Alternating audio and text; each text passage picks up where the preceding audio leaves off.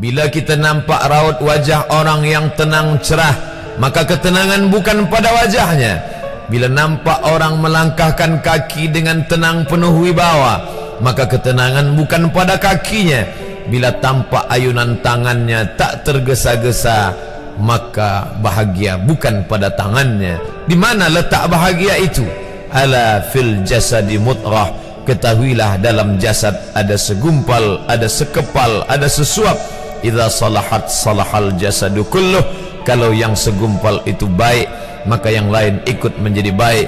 Wa idza fasadat fasadal jasadu kulluh.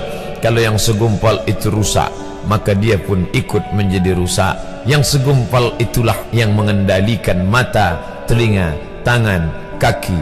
Yang segumpal itulah tempat rindu, benci, marah, ridha, ikhlas, fasik, hasad, kufur. Di sanalah bersemayam rindu dan benci. Maka jangan terlampau benci. Habib habibaka haunamma. Kalau kau sayang, sayanglah secukupnya sahaja. Karena boleh jadi hari ini kau sayang, besok berubah menjadi kebencian. Kalau kau benci, bencilah secukupnya sahaja. Boleh jadi esok pagi dia menjadi orang yang tersayang. Berapa banyak puan-puan berkata, siapa itu? Itulah orang yang dulu paling aku benci. Tapi hari ini masih ada juga benci, tapi tak banyak. Oleh sebab itu maka dijaga dia. Yauma la yanfa'u malun. Hari itu tak ada guna harta, wala banun, tak ada guna anak, illa man atallah, kecuali orang yang datang menghadap Allah biqalbin salim, dengan hati yang salim. Qab lam ba, qallaba, berbolak-balik. Qallaba, tidak selamanya bahagia. Kadang pagi hati tenang, petang datang dia pun susah. Kadang pagi hati lapang, petang tiba dia pun gundah. Maka apa yang dapat menolong? Ala bizikrillah, ketahuilah dengan banyak menyebut mengingat Allah, tatma'innul qulub, maka hati akan menjadi lapang. Qalbul mu'min baina asabi'ir rahman, hati orang beriman berada di antara jari jemari kuasa Rahman. Kalau dia hendak, dia balikkan yang senang menjadi susah.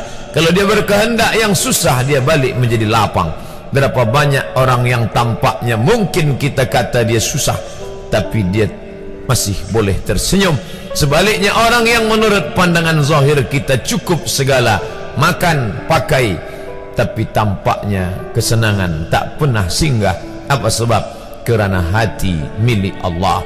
Dia ada dalam diri kita, tapi dia bukan punya kita. Lillahi ma fis samawati wa ma fil ard. Apa di langit, apa di bumi, milik Allah. Balikkan kepada Allah. Dari Allah balik kepada Allah. Senang mengucapkannya, payah mengamalkannya, lebih sulit memasukkannya ke dalam hati. Oleh sebab itu maka apa cara supaya hati menjadi lapang? Yang pertama, iman. Mesti ada iman, percaya bahawa dia ada walaupun tak tampak oleh mata. Dulu ada seorang filosof, dia berkata bahawa aku percaya dia ada bila boleh tampak oleh mata, disentuh tangan, didengar telinga. Tapi bila tidak dapat ditengok mata, dipandang mata, didengar telinga, disentuh tangan, maka dia tidak ada. Inilah orang-orang yang berfaham wujudiyah. Wujud ada, mikrofon ada, mimbar ada, orang ada, kerana aku boleh menatap dengan mata, mendengar suara dengan telinga, bersapa tangan dengan alat yang diciptakan Allah Subhanahu wa ta'ala. Tapi kita mengenal dia bukan kerana rupa. Bahkan bila kita pejam mata nampak berbagai macam rupa, itukah dia? Bukan. Walam yakul lahu kufuwan ahad. Bila kita pandang tengah malam tampak bermacam warna rupa, itukah dia? Ma khatara bibalik fallahu laisa kadzalik. Apa yang terlintas di hatimu, maka dia tidaklah seperti itu. Dia tak dapat dipandang dengan mata. La tudrikuhul absaru, dia tak dapat ditangkap mata. Wa huwa yudrikul absara, dialah yang dapat menatap mata. Jangankan dia, wajah kita pun kita tak boleh melihatnya.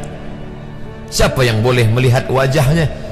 Sementara belum dijumpai cermin, belum pandai orang membuat cermin, orang tak tahu bentuk rupa wajahnya bagaimana. Sampai suatu hari dia dalam perjalanan panjang, dia tengok ada pohonan rindang, lalu kemudian dia berteduh di bawah pohon rindang, menghindar dari panas terik matahari. Di bawah pohon rindang ada kolam air, maka saat dia akan mengambil minum dari air kolam, disitulah dia melihat wajahnya. Oh, begitu rupa wajah di dalam air kolam.